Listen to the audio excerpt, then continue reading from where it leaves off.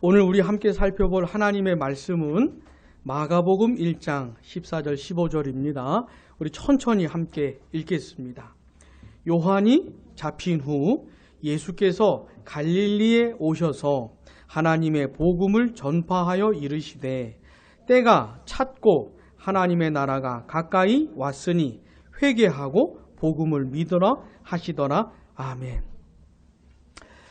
오늘은 12월에 2019년의 마지막 달의 첫째 날입니다. 12월의 첫째 날을 함께하게 해주신 하나님께 감사를 드립니다. 자, 이런 뭔가 좀 마지막이 되는 것 같을 때는 특별히 마지막에 대해서 좀 생각을 많이 하셔야 됩니다. 여러분 12월이 다 가겠죠. 2019년이 다 지나가겠죠. 마지막이 오겠죠. 그런 것처럼 혹시 여러분 중에 2019년이 여러분 생애 최고 해여가지고 2019년이 지나가지 않으면 좋겠다. 혹시 그런 분 계셔요? 그런 분 계시더라도 어쩔 수가 없어요. 흘러가는 물을 내가 막을 수 없는 것처럼 가는 겁니다. 분명히 마지막 순간이 와요. 자, 그런 것처럼 내 인생에도 마지막 순간이 옵니다. 내 인생이 영원하지 않습니다. 오래 살고 싶으셔요? 애써 보셔요. 어쩔 수 없는 시점이 옵니다. 이 나라의 의학이 아무리 발달을 해도 그 시점을 어떻게 바꿀 수가 없어요. 그때가 옵니다.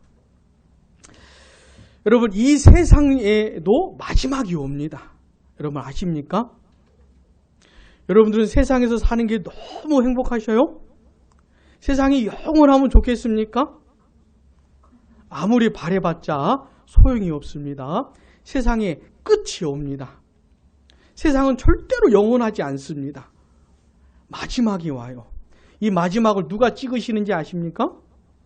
예수님이 다시 오시면서 세상을 종료시키십니다. 세상 사람들이 꿈에도 그리던 것들이 다 끝나는 날이 와요. 끝장나는 날이 옵니다. 그것을 생각하시면서 이 세상에 목숨 걸고 사시면 안 되고 영원한 하나님의 나라를 바라보면서 살아가셔야 되는 겁니다. 이런 내용들을 생각하시면서 하나님 앞에서 좀 귀한 시간 나머지 한 달 보내시기를 바랍니다. 자, 12월 하면은 뭐니 해도 크리스마스가 생각이 나죠. 성탄절이 생각이 나죠. 보통 교회들에서는 그 전날 저녁에 성탄절 발표회를 합니다. 그래 예수님의 그 태어나심을 기억하고 기념하고 감사하는 시간을 갖는데, 제가 예전에 사역했던 그 교회에서 어떤 분이 이 앞에 나와가지고 발표회 하는 시간인데 이 케이크에 촛불을 딱 켜고 기타를 들고 나와서 생일 축하 이 노래를 부르는 것이에요. 예? 근데 이제 가만히 보니까 그분은 정말 12월 25일에 예수님이 태어났다고 생각을 하시는 것 같아요. 혹시 우리 중에도 그런 분이 계실까봐 말씀을 드립니다. 아닙니다. 25일에 태어났다는 말이 아니에요. 예수님의 태어나심을 기념하는 날이 25일인 겁니다. 얼굴을 보아하니 그렇게 생각하셨던 분들이 계신 것 같아요. 그게 아니고 태어나신 것을 기념하는 날이 12월 25일인 것이에요. 자, 예수님을 구주로 믿든 안 믿든 간에 예수님의 탄생은 누구나 다 인정하는 객관적인 사실입니다. 세상도 인정을 해요. 예수님이 오셨다는 것은. 근데 그들과 우리는 좀 예수님을 믿는 그게 좀 다른 겁니다. 여러분, 이 세상의 역사 가운데 크고 작은 일들이 계속 벌어지고 있지 않습니까? 대한민국은 정말로 끊임없이 터지는 것 같아요. 조용한 날이 하루도 없는 것 같아요. 지금도 뭔가 터지고 있습니다. 지금도. 여러분, 이 세상에 있었던 역사들 중에 사건들 가운데 가장 커다란 사건이 있었어요. 이 세상에 가장 커다란 충격을 준 사건이 있었습니다. 전 우주의 역사 가운데 세상을 뒤흔들 만한 사건이 있었는데 그게 뭐냐면 예수님의 탄생 사건입니다. 예수님이 세상에 오셨다는 것이에요. 이건 정말로 어마어마한 사건입니다. 예수님은 우리와 같이 그냥 똑같은 한 사람이 태어난 것이 아니고 하나님이 사람으로 오신 거예요. 하나님의 아들이 사람으로 오신 겁니다.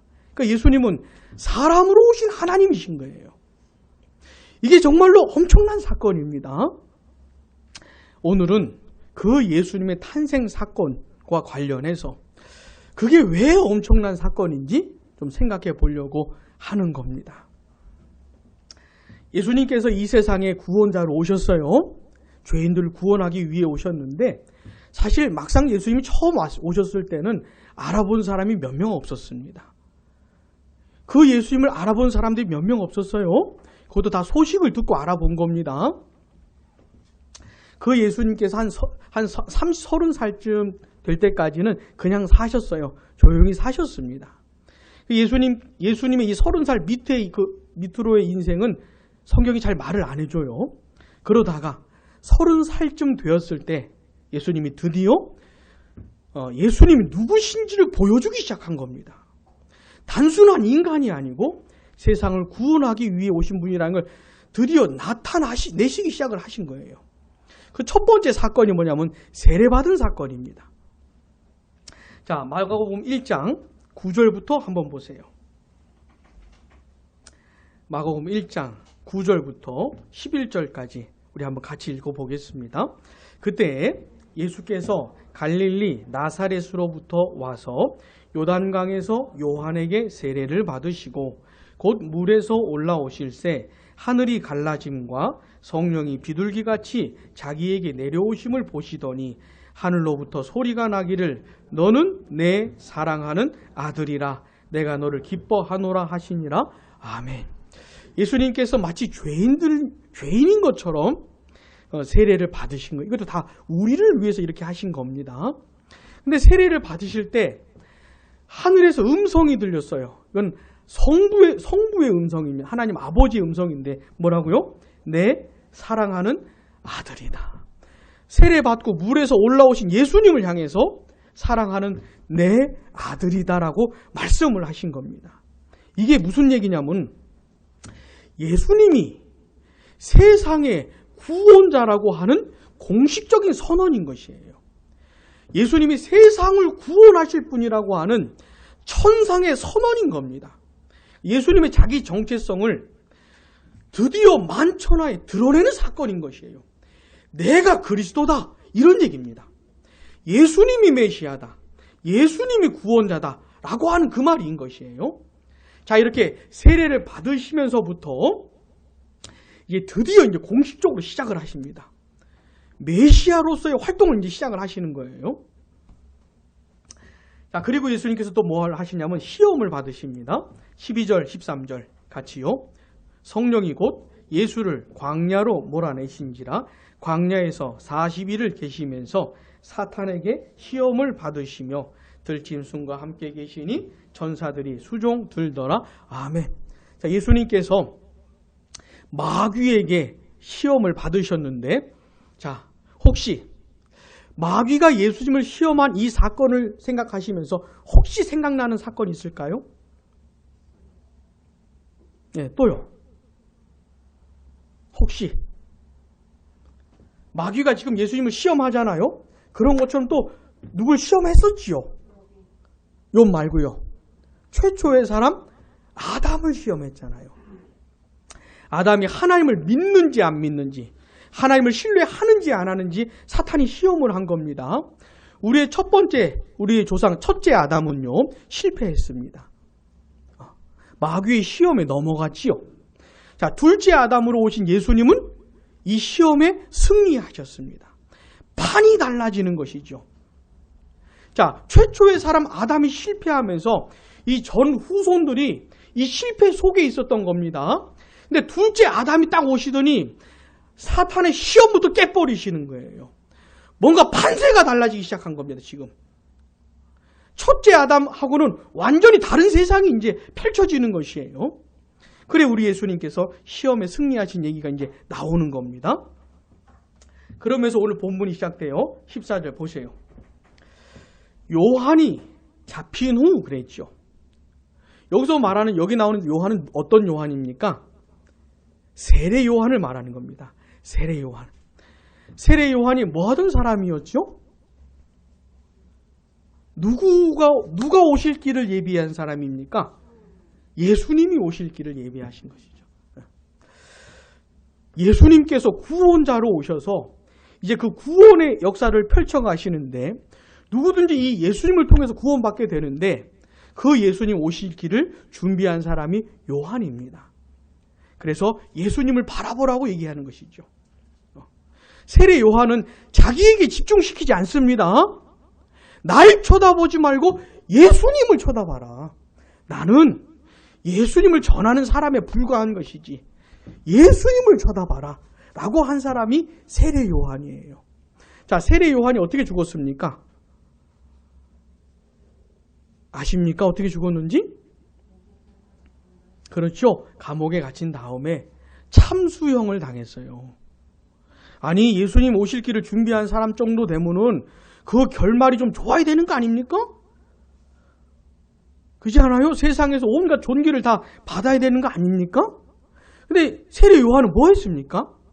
자기의 주어진 기간 동안에 충실하게 예수님을 준비하더니만 마지막에는 순교를 한 것이에요. 사랑하는 여러분, 이 세례 요한이 참된 목회자상을 보여주는 것입니다. 잊으시면 안 돼요. 자, 저 같은 목사는 뭐 하는 사람입니까? 저한테 집중시키는 사람이 아니고 누구한테 집중시키는 거예요? 예수님께 집중시키는 역할을 하는 겁니다. 날 쳐다보지 말고 예수님을 쳐다보세요. 이렇게 하는 역할인 것이에요. 이걸 잘하는 사람이 진짜 목사인 겁니다. 한국 교회는 있잖아요. 이 부분에서 굉장히 어긋나 버렸어요. 너무 과하게 목회자를 쳐다봐요. 심해요, 너무. 또 어떤 목회자들은 이걸 즐겨요. 이거 분간을 잘 하셔야 됩니다. 저는 외모가 탁월하지 않은 게 너무 감사해요. 뭐 볼 게 하나도 없어요. 너무 감사해요. 사랑하는 여러분, 우리 양무리 교회는 철저하게 예수님께로 가야 되는 겁니다. 예수님께로 돌아가야 될 그 영광을 목회자 같은 것들이 중간에서 딱 가로채우면 안 되는 것이에요. 이건 정말로 큰 잘못을 저지르고 있는 겁니다. 세례 요한은 어떻게 했습니까? 지속적으로 예수님을 가리켰어요. 그러더니 뚝 죽었어요. 그러니까 이겁니다. 예수님이 오셨더니 세례 요한의 인기가 떨어졌어요. 예수님이 딱 사역을 시작하니까 그렇게 구름처럼 몰려들었던 사람들이 세례 요한을 떠나서 예수님께로 가는 거예요. 세례 요한의 제자들이 화가 났어요. 스승을 찾아와가지고 아니 상황이 이렇습니다. 그때 세례 요한이 뭐라 했지요? 그런 말씀도 전에 하셨고, 그 다음에 예수님은 흥하여야 하고 나는 쇠하여야 한다. 요 얘기를. 신부는 누가 맞이합니까? 신랑이 맞이하잖아요. 그 신랑과 신부가 결혼하는 거 아닙니까? 근데 세례 요한은 나는 신랑의 친구다. 그 신랑이 기뻐하는 모습을 보면서 나도 기뻐한다. 이런 얘기를 했거든요. 요런 겁니다. 요걸 잊으시면 안 되고 기도회 많이 해주셔야 돼요. 혹시 압니까? 제가 또 어긋나가지고 오늘날부터 미쳐가지고 갑자기 나한테 나를 쳐다보라 이런 미친 짓을 할지 어떻게 합니까? 그죠? 기도를 많이 해주셔야 되는 겁니다. 자, 요한이 잡힌 다음에 그때부터 예수님이 이제 본격적으로 시작을 하시는 거예요. 본격적으로. 자, 그 다음 같이요. 시작. 예수께서 갈릴리에 오셔서 하나님의 복음을 전파하여 이르시되 아멘. 자, 예수님께서 어디에서 복음을 전하기 시작했습니까? 갈릴리입니다. 갈릴리. 이 갈릴리를 기억하는 게 중요해요. 갈릴리는 그 이스라엘 땅의 북쪽에 있는 땅입니다. 원래 이 갈릴리도 하나님께서 이스라엘 지파들에게 분배해 준 땅이긴 했는데 이 갈릴리는 이방인들이 너무 강했어요. 이방 민족들이 강세였습니다. 그래가지고 이스라엘 민족들, 이스라엘 백성들이 힘을 발휘를 못했던 지역이 갈릴리입니다. 그래서 이사야서에 보면은 이걸 뭐라고 말하냐면 이방의 갈릴리 이렇게 말합니다. 이방의 갈릴리. 그러니까 이방인들이 많았던 것이에요. 이방인들이 어떤 사람들입니까? 이스라엘 민족이 아닌 사람들인 것이죠. 여러분, 예수님이 오시기 전까지만 해도 구원의 역사가 주로 이스라엘 안에 있었습니다. 유대인들 안에 머물러 있었어요. 근데 예수님이 딱 오시더니 드디어 공식적인 첫 번째 메시지를 전하는데 예루살렘이 아니고 어디요? 갈릴리였던 겁니다. 이게 왜 중요합니까? 이제 그 구원의 역사가 예루살렘이 아니고 거기를 넘어서서 온 땅에서 펼쳐질 것을 암시해 주는 것이에요. 예수님 믿고 구원받게 될 그 역사가 이제는 온 땅에서 이루어지겠구나. 이걸 알게 해주는 대목인 겁니다. 자, 예수님께서 첫 번째 메시지를 예루살렘이 아니라 어디서 전했다고요? 갈릴리에서 전한 겁니다. 이걸 가지고 우리가 알 수 있는 거예요. 자, 예수님을 통해서 구원하신 이 역사가 이방 땅에서 펼쳐질 것을, 이런 얘기를, 이런 은혜를 제일 많이 경험한 나라 중에 하나가 우리 대한민국입니다. 여기는 예루살렘이 아니잖아요. 여기는 서울 아닙니까? 이스라엘이 아니죠. 대한민국이죠. 우리나라, 여러분 지금은 한국교회가 세상으로부터 엄청 욕을 많이 먹잖아요. 옛날에는 안 그랬습니다. 옛날에는 세상이 교회를 존경할 때가 있었어요. 예수님을 안 믿어서 거부할지언정 교회를 교회로 인정해주는 시절이 있었습니다. 예수 믿는 사람들이 너무너무 탁월하게 살아서 진짜 세상 사람들하고는 너무 다르게 살았기 때문에 본인은 예수를 안 믿을지언정 그들을 인정을 해줬습니다. 교회를 안 갈지언정 교회를 칭찬하는 시절이 있었습니다. 하나님의 성령이 비상하게 이 땅 가운데 임재해가지고 한두 사람이 구원받는 것이 아니고 엄청난 많은 사람들이 구원받는 역사들이 대한민국에 있었어요. 여러분, 우리 옆에 있는 일본에도요, 복음이 전해졌습니다. 우리나라보다 먼저 복음이 전해졌습니다. 근데 희한한 거는 그 나라에서는 복음의 역사가 왕성하게 일어나지를 않았어요. 근데 대한민국에서는 어마어마하게 일어났던 겁니다. 자, 갈릴리 하면 어딜 생각하셔요? 대한민국을 생각하셔요. 뭐 어떤 분들이 이런 말씀을 많이 하잖아요. 우리나라는 하나님께 복을 많이 받은 나라라고. 진짜 그렇습니다. 진짜 그래요. 그런 옛날의 영광을 되찾을 수 있도록 이 땅에 있는 교회들을 위해서 기도하셔야 됩니다. 자, 다시 보셔요. 요한이 잡힌 후 예수께서 갈릴리에 오셔서 뭘 전파했습니까? 하나님의 복음을 전파했습니다. 하나님의 복음을. 자, 저 같은 목회자들은 뭐 하는 사람입니까? 예수님이 전하셨던 얘기를 똑같이 전하는 겁니다. 예수님이 하셨던 말씀을 본받아 똑같이 전하는 것이에요. 이게 굉장히 중요한 겁니다. 예수님 뭘 전하셨어요? 하나님의 복음을 전파하셨습니다. 그래서 목회자들도 하나님의 복음을 전하는 것이에요. 예수님이 말씀하셨기 때문에 똑같이 전하는 겁니다. 근데 그 하나님의 복음의 핵심 내용이 뭐냐?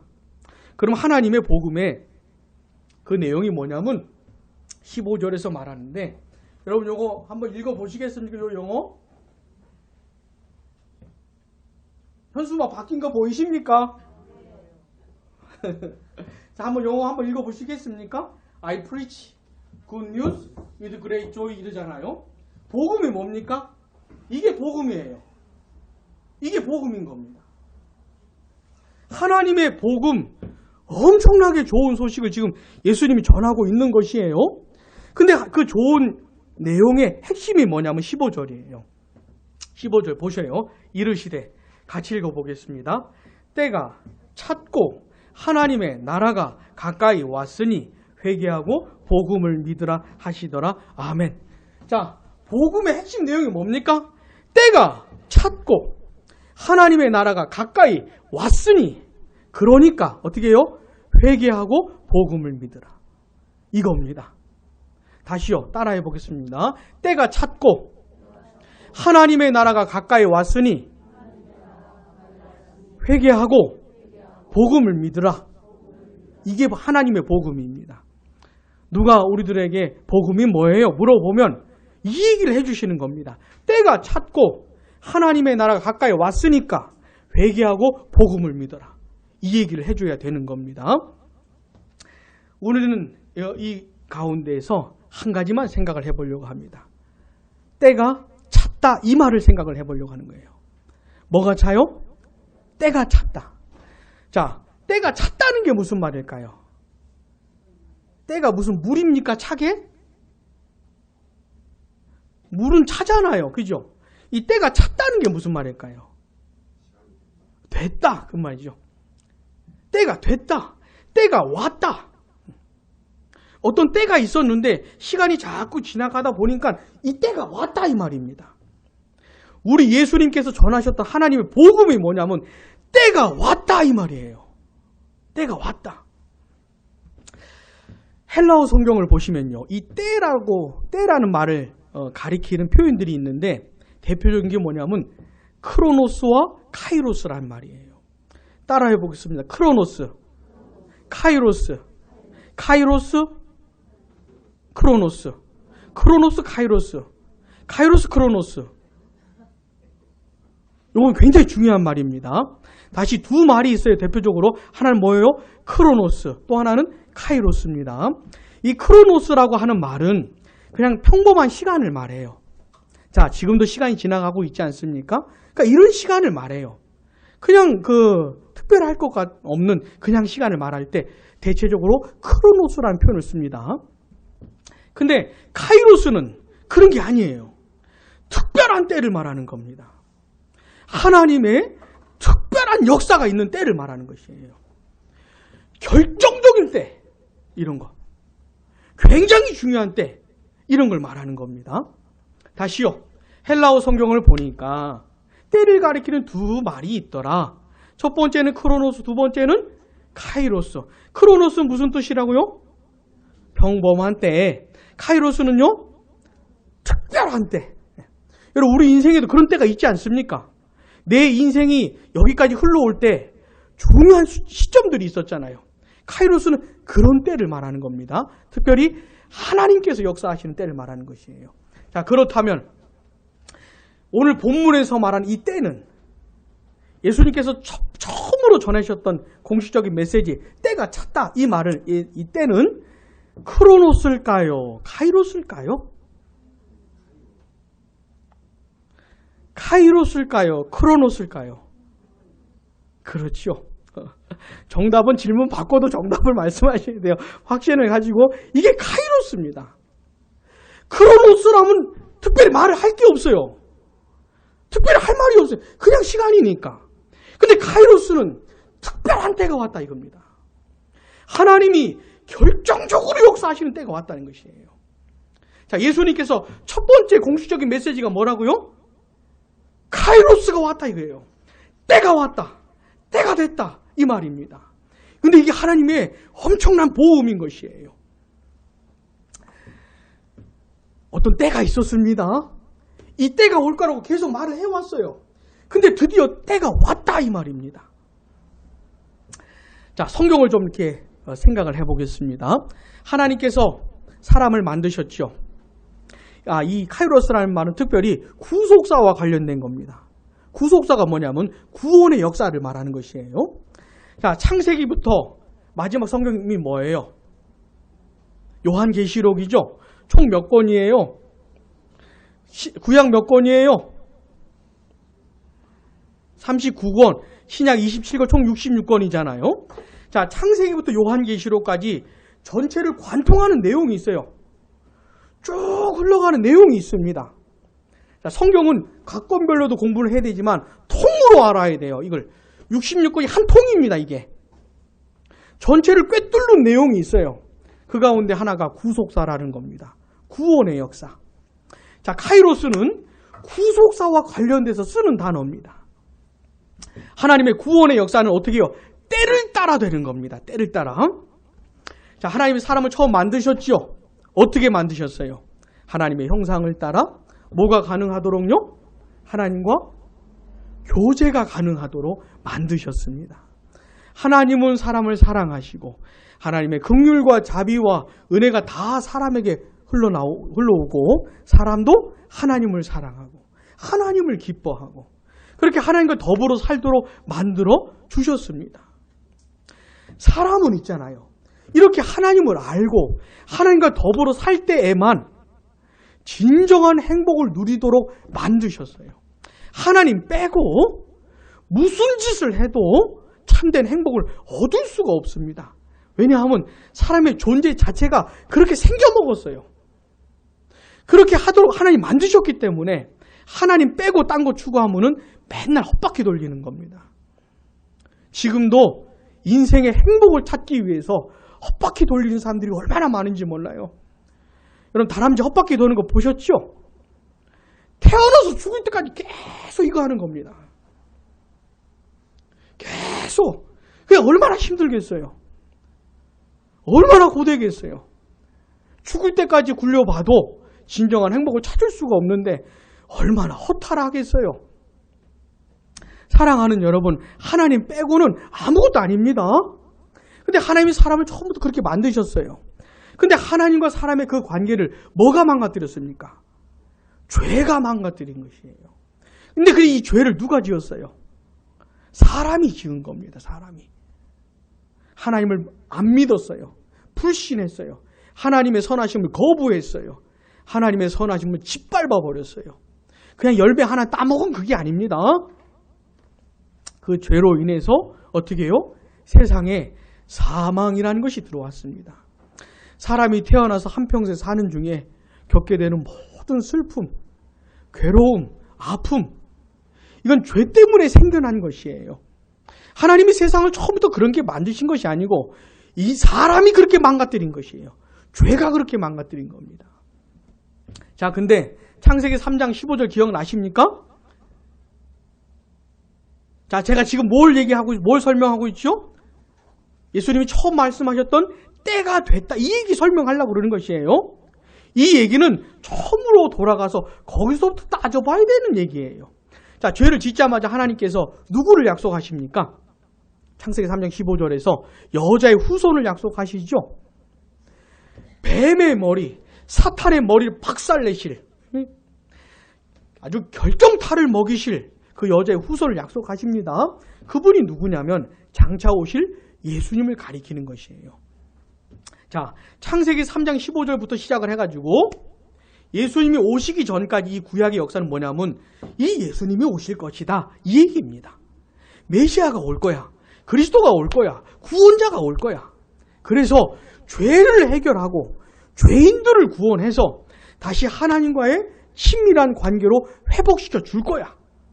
다시 하나님이 주시는 은혜와 사랑과 긍휼과 자비를 풍성히 누리면서 살게 해 주실 거야. 그 구원자가 올 거야. 그러니까 기다려. 이게 구약 이야기입니다. 무슨 말인지 아시겠어요? 구원자가 올 거야. 그러니까 기다려. 이 말이에요. 자, 이제 시간이 계속 흘러갑니다. 계속 흘러갔어요. 흘러갑니다. 그다가 때가 된 것이에요. 진짜 예수님이 온 겁니다. 그 드디어 공식적으로 그리스도의 사역을 시작을 하시는 겁니다. 이제 예수님께서 죄를 꺾으시고 마귀와 사망 권세를 깨 부숴버리시고 죄를 해결하시고 구원하실 일들을 이제 펼쳐 가실 건데 어떻게 해요? 그 때가 됐다 이 말입니다.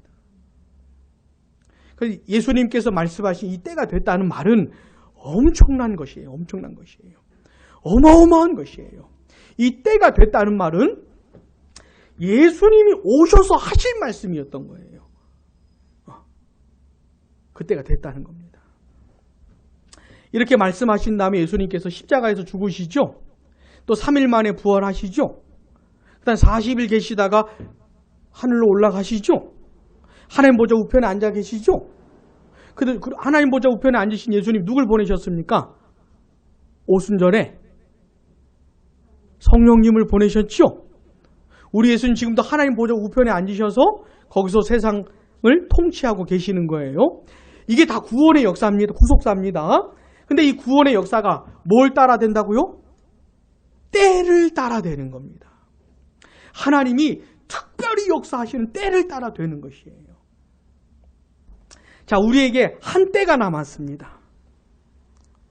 하나님이 특별하게 역사하실 한 때가 남았어요. 혹시 언제인지 아셔요?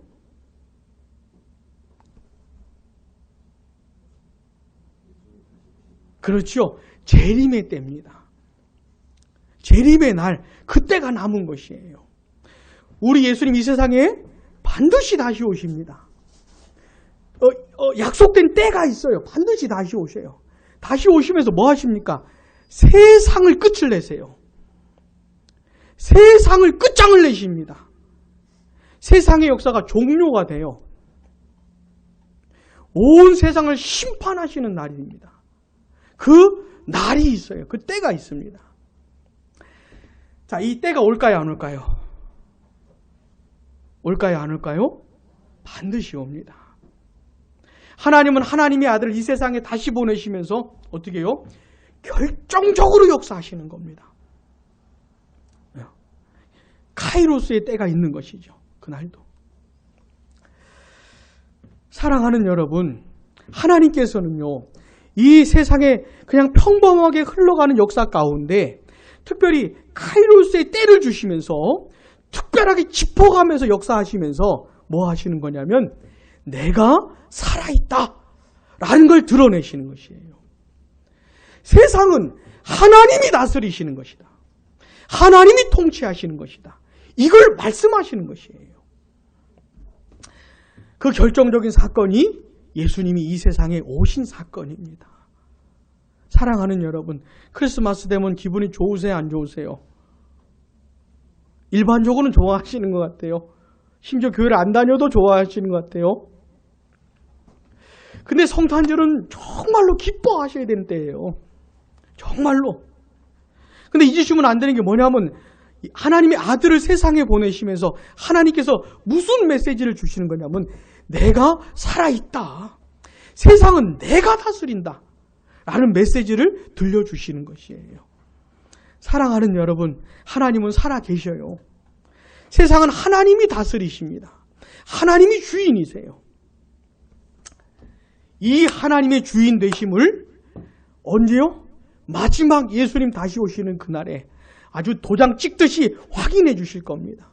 그래서 그날에 세상을 살면서 하나님을 무시했던 사람들, 예수님을 안 믿었던 사람들, 하나님이 주인 대신 하나님을 거부하고 자기가 자기 인생의 주인 되어 살았던 사람들, 자기들 멋대로 살았던 사람들, 예수님 다시 오시는 날에 무시무시한 심판을 받게 될 것이에요. 불심판을 받게 될 것입니다. 잿더미가 되는 날이 올 것이에요. 그러면서 하나님께서 무슨 말씀하시는 겁니까? 내가 살아있다. 내가 세상을 다스린다. 이 얘기 하실 겁니다. 사랑하는 여러분, 예수님께서 공식적으로 처음 하셨던 그 말씀, 때가 됐다. 이거 잊으시면 안 돼요. 이거 안 됩니다. 그러면서 혹시 내 멋대로 살고 싶은 생각이 들 때 있지요? 그런 욕구가 들 때 있지 않습니까? 내 인생의 주인 내 거인 줄 알고 내 마음대로 살고 싶은 그런 유혹이 있을 때 있지 않습니까? 여러분들은 늘 하나님 뜻대로 살고 싶어 하셔요? 그때 어떻게 해야 됩니까? 카이로스를 기억하셔야 돼요. 이 세상에 예수님 오신 사건을 기억하셔야 돼요. 아, 내 인생의 주인이 나가 아니지. 교만하면 안 되지. 이렇게 하셔야 되는 겁니다. 자, 우리 각 개인에게도요, 카이로스의 때가 있다는 거 아십니까? 하나님이 나에게 특별히 역사하신 때가 있다는 거 아십니까?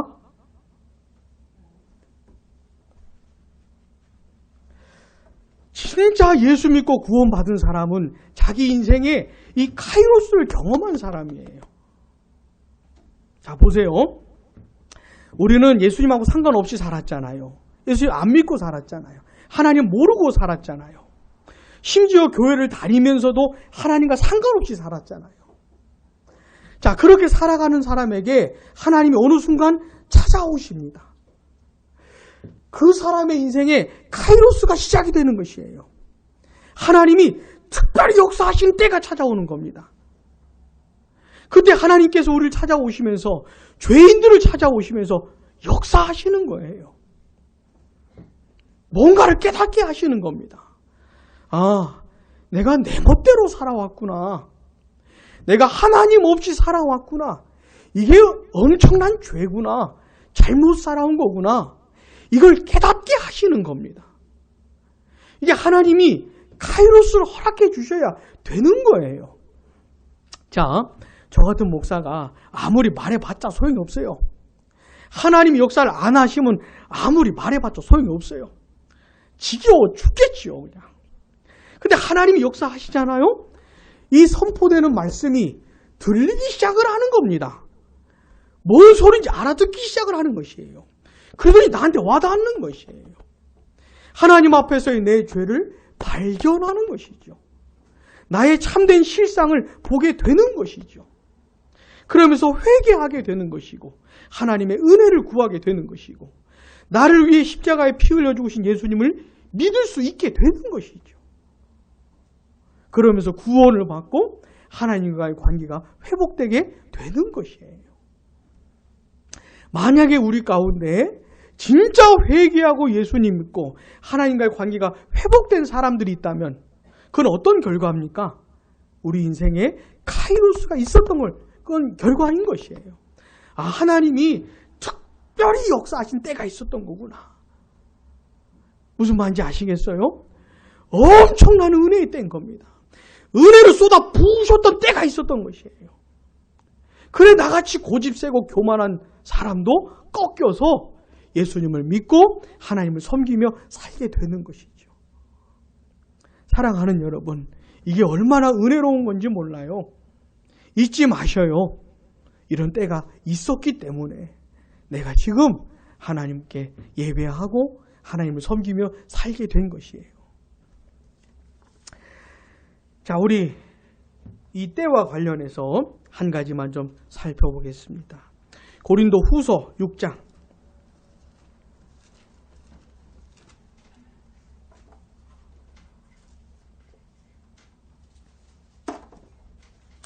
고린도 후서 6장 1절, 2절입니다.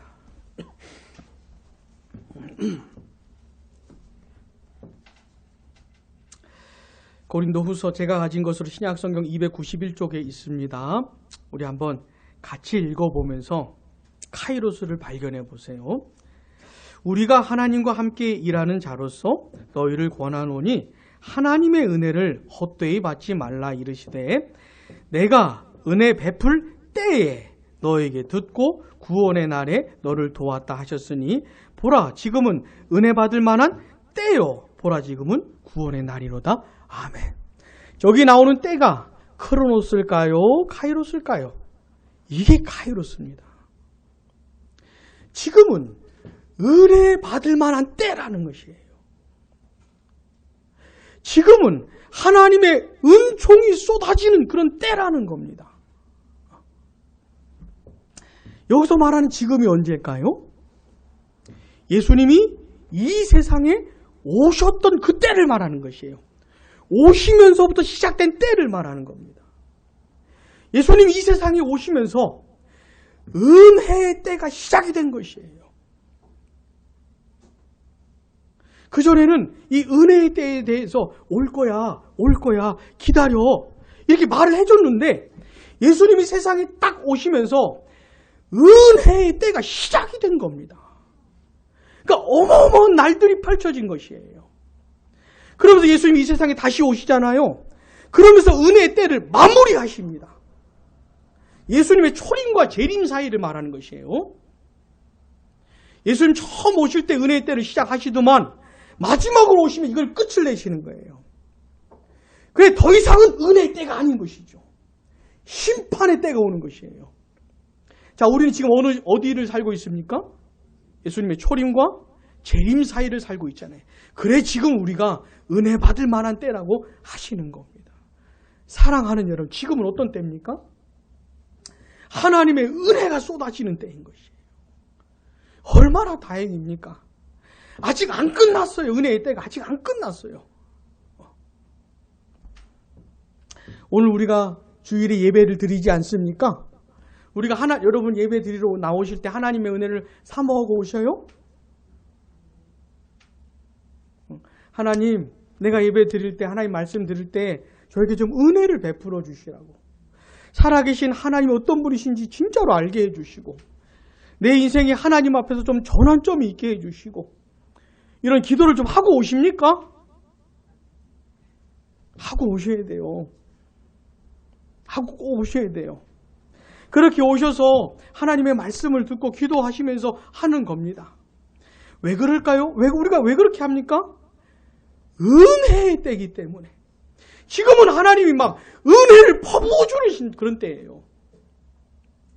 하나님의 은혜를 사모하는 자들에게 은혜를 부어주시는 때인 겁니다. 이 때가 계속되지 않아요. 언젠가 끝이 나요. 그러나 지금은 은혜를 베푸시는 때이기 때문에 어떻게 해요? 오셔야 되는 겁니다. 은혜를 사모하고 오셔야 되는 것이에요. 왜요? 하나님의 은혜를 베풀어 주시기 때문에. 특별히 인생을 살아가는 중에 힘들고 어려울 때가 있지 않습니까? 어째 내 인생이 끝이 보인다 이럴 때가 있지 않습니까? 그럴 때는 더 나오셔야 돼요. 왜요? 은혜를 베푸시는 때이기 때문에.